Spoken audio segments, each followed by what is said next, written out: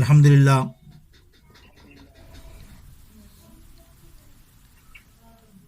درس شروع کرنے سے پہلے آج ہمارے ساتھ اصل میں کراچی سے بھی جو پروگرام ہے کراچی میں ہو رہا ہے وہ بھی لائیو ہیں،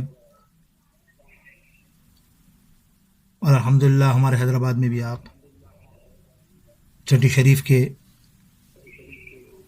قبلہ پیر و مرشد کے ماہانہ فاتحہ کے سلسلے میں پروگرام کا انعقاد پر آپ تمام لوگوں کو اللہ تعالی ڈھیروں نیکیاں عطا فرمائے۔ محبت سے درود پاک پڑھیے تو ہم اپنا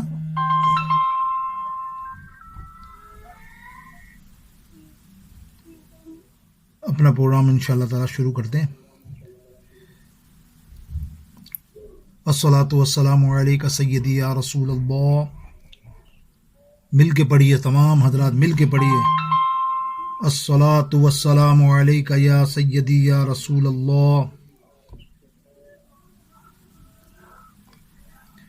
الصلاۃ والسلام علیک یا سیدی یا رسول اللہ وعلی آلک واصحابک یا حبیب اللہ، الصلاۃ والسلام علیک یا رحمۃ للعالمین یا شفیع المذنبین یا خاتم الانبیاء والمرسلین۔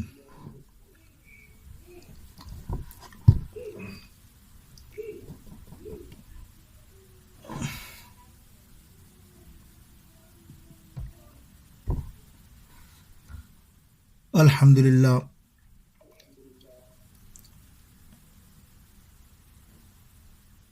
الحمدللہ رب العالمین، الصلاۃ والسلام علی رسولہ النبی الکریم، اما بعد فاعوذ باللہ من الشیطان الرجیم، بسم اللہ الرحمن الرحیم، یا ایھا الذین آمنوا انما الخمر والمیسر والانصاب والازلام رجس من عمل الشیطان فاجتنبوہ لعلکم تفلحون۔ صدق اللہ مولانا العظیم۔ رب اشرح لی صدری ویسر لی امری واحلل عقدۃ من لسانی یفقہوا قولی۔ غوث اعظم بمن بے سر و ساما مدد، قبلہ دی مدد، کعبہ ایماں مدد۔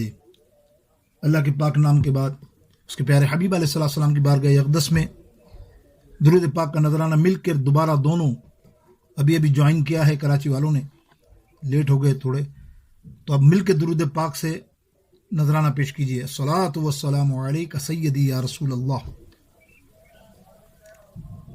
تمام مل کے پڑھیے محبت۔ الصلاۃ والسلام علیک سیدی یا رسول اللہ۔ آپ بھی حضرات، تمام حضرات حیدرآباد کراچی دونوں الصلاۃ گونج جائے ماشاءاللہ۔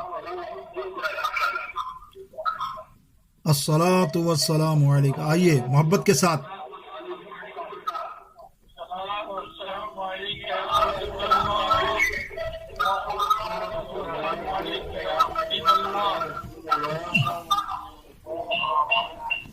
صلی اللہ علیہ یا رسول اللہ وسلم علیہ یا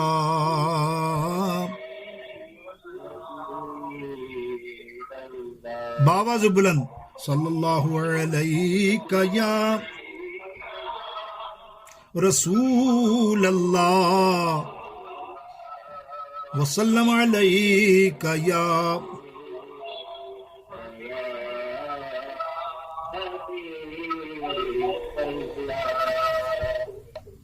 آئیے مدینہ پاک کی یاد تازہ کیجیے، کلام کے چند اشعار اس تمنا کے ساتھ کہ حاضری کا اجازت نامہ مل چکا ہے، لوگ جا رہے ہیں، اور ہم سب لوگ سرکار کی بارگاہ اقدس میں میں چند اشعار پڑھ رہا ہوں اس امید کے ساتھ کہ مجھے جانا ہے۔ اب جس کو جانا ہے وہ میرے ساتھ شامل ہو جائے۔ کہ مینو شوق مدینے جاون دا، میرے دل وچ حسرت ہور نہیں۔ مینو شوق مدینے جاون دا، میرے دل وچ حسرت ہور نہیں۔ آقا تیری مرضی ہے، ساڈا تے کوئی زور نہیں، اور میری عقل بھی نہیں، میری شکل بھی نہیں، مینو یار مناون دا ڈھنگ بھی نہیں، میرا عشق بھی رومی ورگا نہیں، میری جامی ورگی ٹور نہیں۔ مینو شوق مدینے جاون دا، تو وہ دن آئے گا ایک بار میں مدینے جاؤں گا، وہ دن آئے گا ایک بار میں مدینے جاؤں گا، کرنے روزے کا دیدار، کرنے روزے کا دیدار میں مدینے جاؤں گا، وہ بھی دن آئے گا یار، وہ دن آئے گا ایک بار، اور جب بلوائیں گے سرکار میں مدینے جاؤں گا، کرنے روزے کا دیدار میں مدینے جاؤں گا، تو شاہ مدینہ رحمت عالم نبیوں کے سردار، دیکھیں کب دکھلائیں اپنا نورانی دربار، اور میں تو کب سے ہوں تیار، میں تو کب سے ہوں تیار، میں مدینے جاؤں گا، وہ دن آئے گا ایک بار میں مدینے جاؤں گا۔ کیا غم ہے کہ جکڑے ہوئے ہیں دوری کی زنجیر،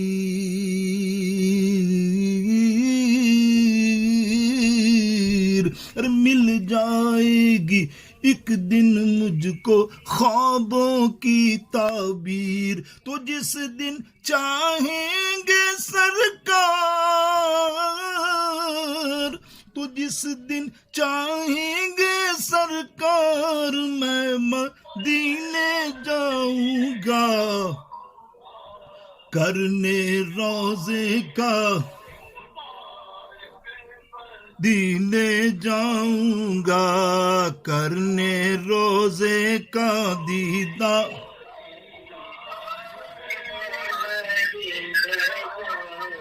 اور دیکھ کے مجھ آسی پر، دیکھ کے مجھ بیمار پر، دیکھ کے مجھ بیمار پر، ان کو آ جائے گا پیار،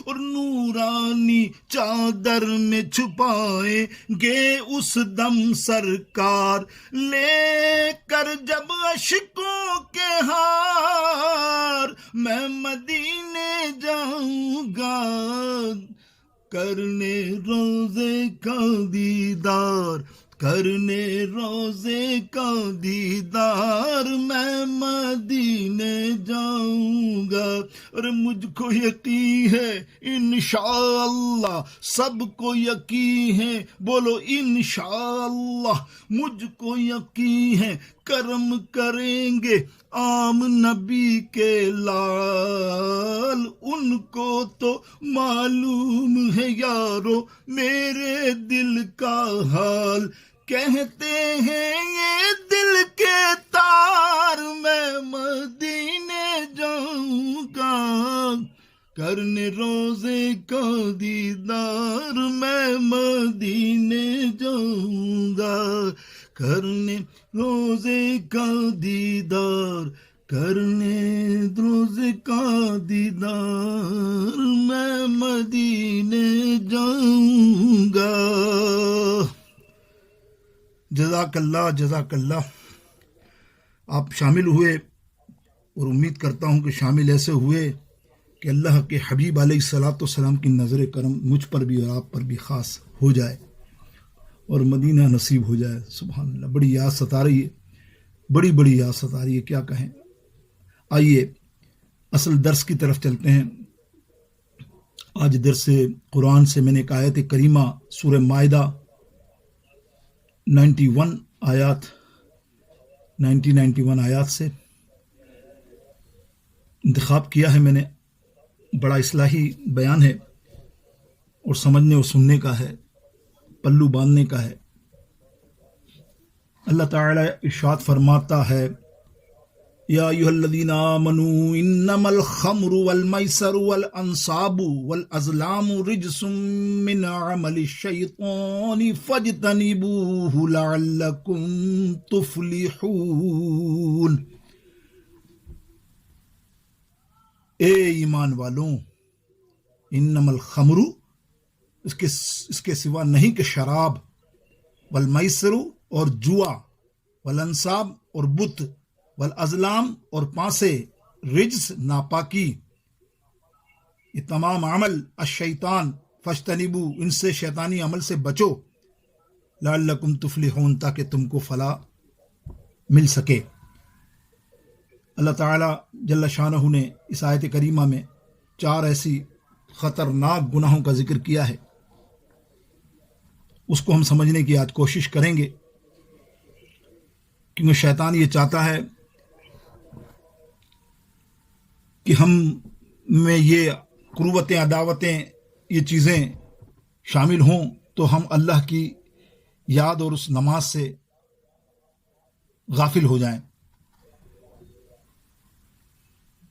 مفسرین فرماتے ہیں خمر انگور کا کچھ شیرہ جو پڑے پڑے سڑ کر بدبودار ہو جائے اور جھاگ چھوڑ دے تو وہ نشاور ہو جاتا ہے.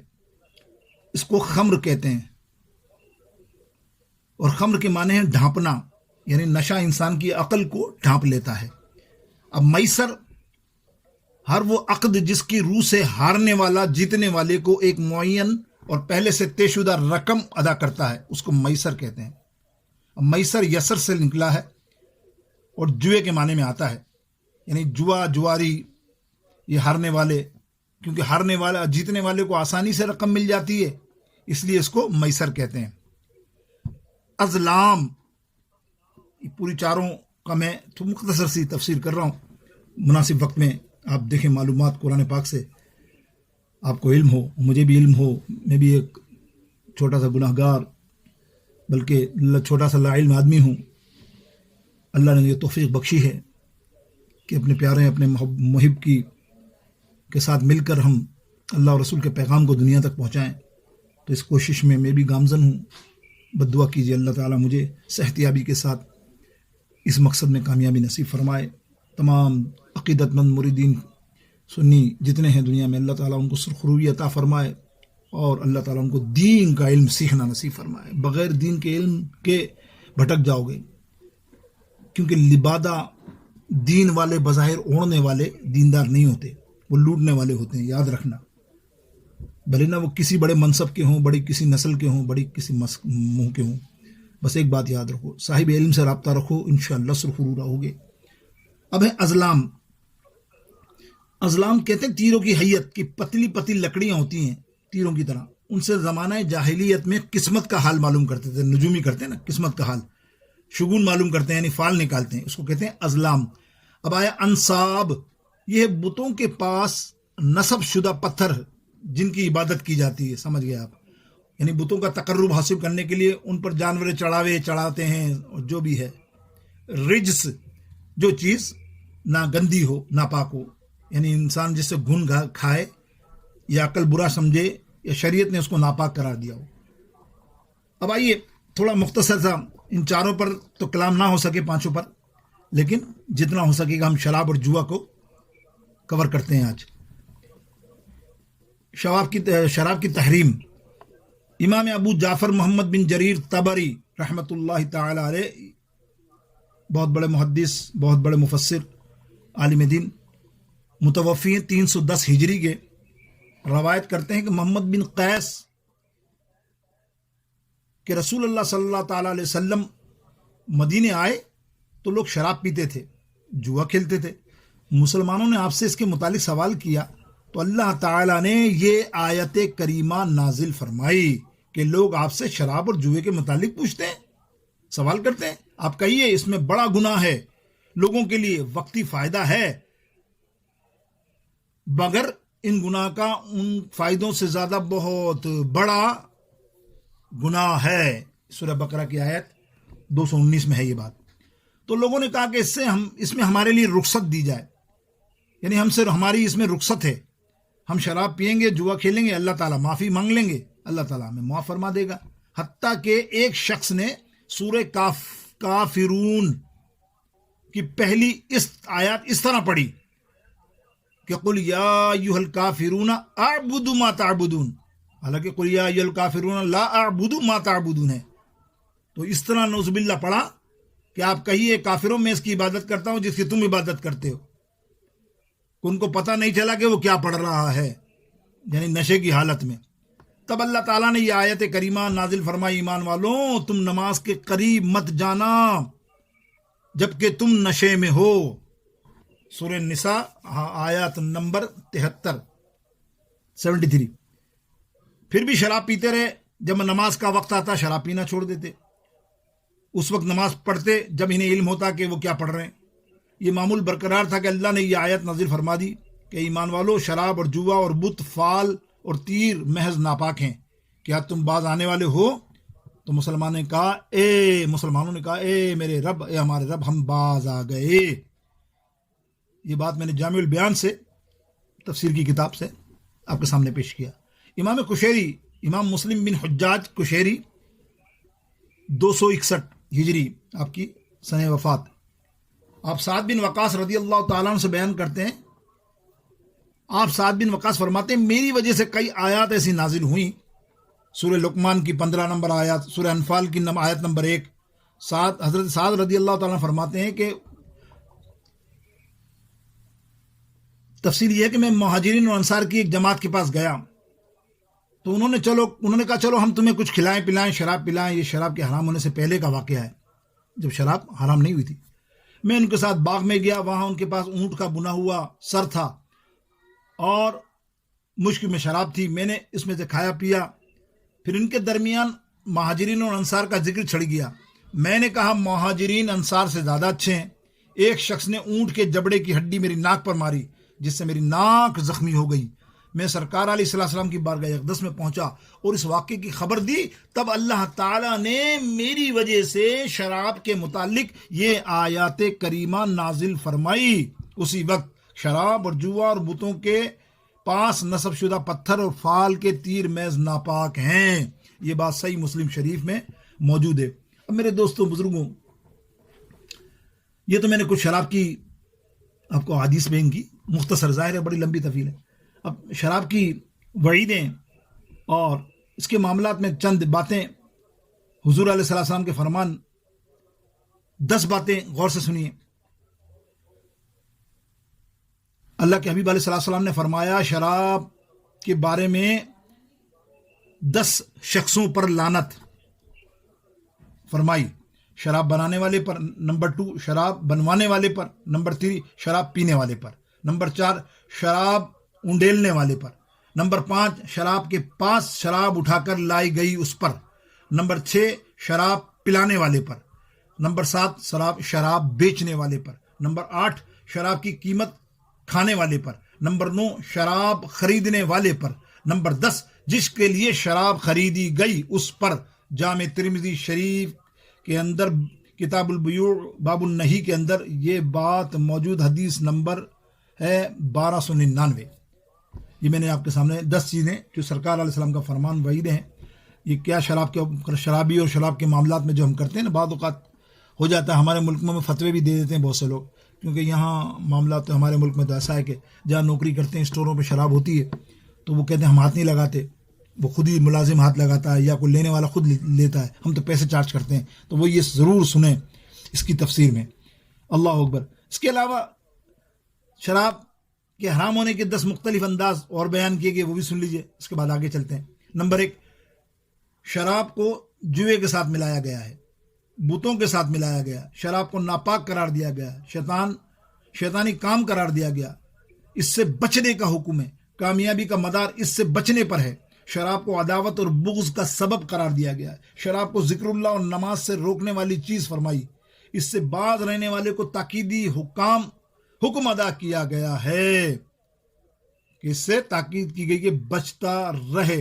اب آئیے، اب ہم چلتے ہیں جوئے کی طرف۔ ایک حدیث مذمت کے طور پہ شدید مذمت کی گئی ہے جوئے کی۔ چنانچہ جوئے کا ایک کھیل کے بارے میں حضرت بریدہ رضی اللہ تعالیٰ عنہ راوی ہیں، رسول اللہ صلی اللہ تعالیٰ علیہ وسلم نے ارشاد فرمایا، جس نے جوئے کا ایک کھیل کھیلا تو گویا اس نے اپنا ہاتھ خنزیر کے گوشت اور خون میں ڈبو دیا۔ مسلم شریف کی یہ حدیث پاک میں نے بیان کی۔ اور حضرت ابو عبد الرحمن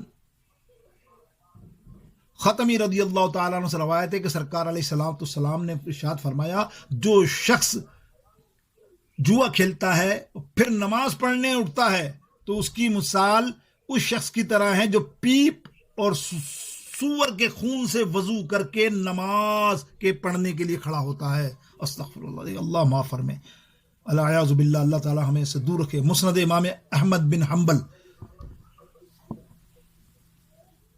یہ آپ نے جوئے کے معاملات میں آپ نے سماعت فرمائے۔ اب دیکھیے، جوئے کے دنیاوی نقصانات بھی آپ تھوڑے سے سماعت فرما لیں۔ یعنی دنیا اسلام اپنے ماننے والوں کو ہر اس عمل اور عادت سے روکتا ہے جس سے اس کا مالی اور جسمانی نقصان وابستہ ہو، وہ ان اللہ تعالیٰ کے ذکر سے غافل کر دے۔ ایسی بے شمار چیزیں جس میں ایک جوا ہے، یعنی اس کے اندر بے شمار معاملے۔ نمبر 1، جوئے کی وجہ سے جوئے بازوں میں بغض، عداوت، دشمنی پیدا ہو جاتی ہے، بسا اوقات قتل و غارت کا معاملہ بھی ہو جاتا ہے۔ اور جوئے کے معاملے میں اور بھی معاملات بیان ہوئے۔ گھر کے اندر ظاہر ہے وہ ایسا برائی آتی ہے کہ وہ گھر کے اندر اختلافات، گالی گلوچ اور دوسرے معاملات میں پھر چوری کرنا، جوا کھیلنے کے لیے جھوٹ بولنا، گھر والوں کو، اس سے بچوں پر بھی، جو اگر بچہ ماں باپ ہوتے ہیں، اگر ماں باپ اس کام میں شامل ہو تو وہ بچوں پر بھی اس کے بڑے اثرات ہوتے ہیں۔ تو یہ جوا بڑی لعنت ہے، اللہ تعالی ہمیں محفوظ فرمائے۔ اعلیٰ حضرت عظیم المرتبت نے فتاوی رضویہ شریف میں فرمایا کہ جوئے کا روپیہ قطعی حرام ہے۔ فتاوی رضویہ 19ویں جلد، پیج نمبر 246، 646 فتاوی رضویہ شریف۔ اب دیکھیے نصاب، ہم خاص ذکر کر رہے ہیں نا، تو اب نصاب کو دیکھیے، یعنی انصاب، پھر ازلام پر آئیں گے ہم۔ حضرت عبداللہ بن عباس رضی اللہ تعالیٰ عنہ سے مروی ہے کہ اس سے مراد وہ پتھر ہے جس کے پاس کفار اپنے جانور ذبح کرتے تھے۔ ابن کثیر یہ حدیث لائیں۔ امام عبداللہ بن نصفی رحمۃ اللہ تعالیٰ علیہ فرماتے ہیں اس سے مراد بت ہیں، کیونکہ انہیں نصب کر کے پوجا جاتا ہے، یعنی بت کو پوجا کر کے، نصاب سے مراد وہ پتھر بھی ہے جن کے پاس کفار اپنے جانور ذبح کر کے نہر کرتے ہیں، اور ان پتھروں کو ناپاک اس لیے کہا گیا کہ کمزور ایمان والے مسلمانوں کے دلوں میں اگر ان کی کوئی عظمت باقی آج ہو جائے تو وہ بھی نکل جائے، اسی لیے کہا گیا ناپاک۔ اب آئیے ازلام، زمانہ جاہلیت میں کفار تین تیروں سے بنائے ہوئے ہوتے ہیں، ان سے فال نکالتے ہیں، ان میں سے ایک پر لکھا ہوتا ہے ہاں، دوسرے پہ لکھا ہوتا ہے نہیں، اور تیسرے پہ لکھا ہوتا ہے خالی۔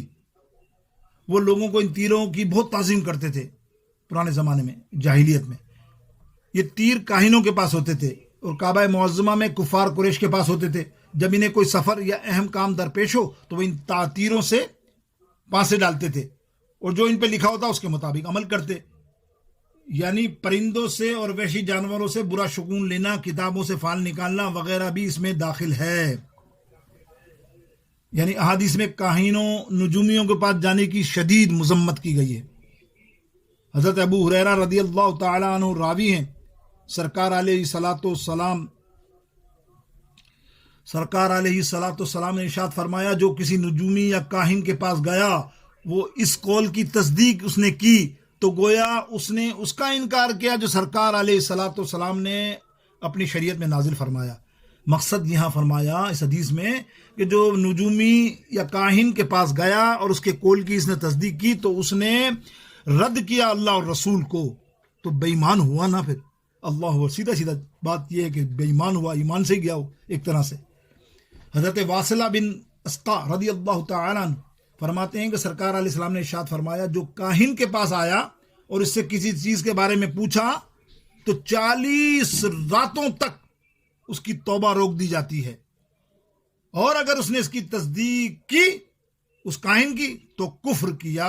معجم الکبیر کے اندر یہ حدیث پاک موجود ہے۔ میرے دوستوں بزرگوں، حضرت قبیصہ رضی اللہ تعالیٰ عنہ سے روایت ہے کہ نبی علیہ الصلوۃ والسلام نے ارشاد فرمایا، خط کھینچنا، فال نکالنا، اب آپ دیکھیے نا یہ سب کیا ہے، یہ جتنے آپ جاتے ہیں اللہ والے سمجھ کے، بابا، پیر صاحب، بزرگ، بڑے بابا ہے جبے پہنے میں، سب یہ کام آپ ان کے دیکھیں، اللہ کی عقل دی اللہ تعالیٰ نے آپ کو، اور یہ اس قسم کی فالیں کھینچ کے، خط نکال کے، اور یہ تیرا کام ہو جائے گا، تیرا وہ ہو جائے گا، استغفر اللہ۔ لیکن جب ظاہر وہ صاحب شریعت ہی نہیں ہے، پہلا تو اس کو شرط یہ دیکھو کہ وہ جس کے پاس میں جا رہا ہوں، بابا کا پاس جاتے ہیں، ہزاروں جاتے ہیں، اس میں کوئی شک نہیں، ایمان کے کچے ہیں، عقیدے کے کچے ہیں، تو آپ دیکھو تو پہلے دیکھو تو صحیح وہ صاحب شریعت ہے۔ اگر اذان کا وقت ہو تمہارے ساتھ نماز کو چل رہا ہے کہ اس کے اندر شریعت کے بعد سب سے بات ہے، علم ہے اس کے پاس شریعت کا، پھر تم کوئی بات پوچھو تو وہ قرآن و حدیث سے بتائے گا۔ ادروائز پھر کیا ہوتا ہے کہ تم بھی اپنے ایمان سے جاتے ہو، اگر اس کو مان لو، ہاں بابا نے کیا تو ہو گیا میرا، یہ لوگ مشہور ہیں، بابا نے کیا تو میرا ہو گیا، اگر وہ جس نے کیا ہے وہ غلط کیا ہے، سن لو، یہ قرآن حدیث کی تو تفسیر کر رہا ہوں، اس کا مفہوم نچوڑ پیش کر رہا ہوں کہ اگر وہ ہو گیا اور آپ نے مان لیا تو میں نے آپ کو پہلے بتایا کہ اللہ اور رسول صلی اللہ علیہ وسلم کو رد کیا اس نے، تو پھر وہ ایمان سے گیا نا، اس نے کفر کیا۔ تو کیا ہوا؟ خط کھینچنا، فال نکالنا اور پرندوں کو اڑا کر شگون لینا، یہ شیطانی کاموں میں سے ایک کام ہے۔ آیات آخر کے اندر فَاجْتَنِبُوهُ لَعَلَّكُمْ تُفْلِحُونَ سے معلوم ہونے والے مسائل، اس سے 2 مسئلے معلوم ہوئے کہ صرف نمبر 1، صرف نیک اعمال کرنے سے کامیابی حاصل نہیں ہوتی، بلکہ برے اعمال سے بچنا بھی ضروری ہے۔ یہ دونوں تقوی کے وہ پر ہیں کہ پرندہ ایک پر سے نہیں اڑ سکتا۔ نمبر 2، نیکیاں کرنا اور برائیوں سے بچنا، اور دنیا کے دکھاوے کے لیے نہ ہونا چاہیے یہ سب نیکیاں، بلکہ کامیابی اللہ اور رضا کے لیے ہونی چاہیے۔ اللہ تعالی اپنے حبیب علیہ السلام کے صدقے آج کے اس مختصر درس میں جو کچھ عرض کیا، کوشش تو کی کام کی باتیں، اگر سمجھ آئے آپ کو، انشاءاللہ تعالی میں آستانہ عالیہ پہ 11ویں رات کو، منگل کی رات ہے شاید آپ کی، تو منگل کی رات کو انشاءاللہ تعالی 11:30 بجے آپ کے درمیان سرکار غوث پاک کی یاد منائیں گے ہم، اور قادریوں اپنے پیر کی جشن منائیں گے انشاءاللہ تعالی۔ جوش و خروش کے ساتھ آپ آن لائن ہو تو آن لائن بھی آپ شامل ہوئیے گا۔ اللہ تعالی مجھے اور آپ سب کو خاص توفیق نصیب فرمائے۔ وآخر دعواہم ان الحمد للہ رب العالمین۔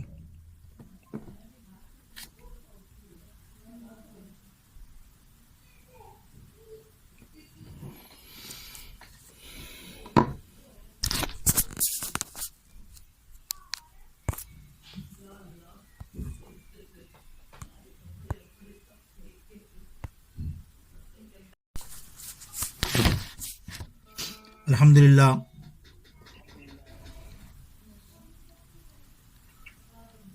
درس شروع کرنے سے پہلے آج ہمارے ساتھ اصل میں